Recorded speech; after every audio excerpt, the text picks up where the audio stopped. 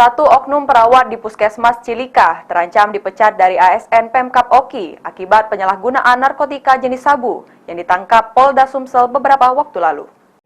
Dengan pokok bahasan sebagai berikut. Oknum perawat.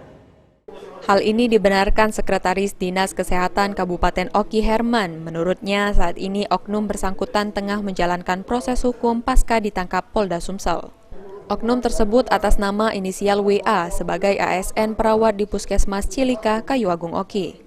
Pasca penangkapan Polda Sumsel dan ditetapkan sebagai pengguna dan pengedar barang haram narkotika jenis sabu, Dinas Kesehatan Oki telah melakukan tindakan penyetopan gaji oknum inisial WA sebagaimana sesuai dengan peraturan yang berlaku tentang ASN.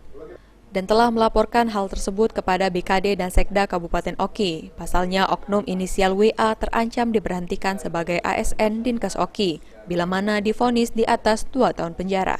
Di Puskesmas Pembantu Teloko, Wilayah Kerja Puskesmas Cilika, Kecamatan Kayu Agung, bahwa sudah beliau tersangka menjadi pengedar sabu, itu sudah ditangkap oleh Direktur Reserse Narkoba Polda Sumsel pada tanggal 14 September 2022 dan pemberitaan lain. Ahmad Romawi, PAL TV.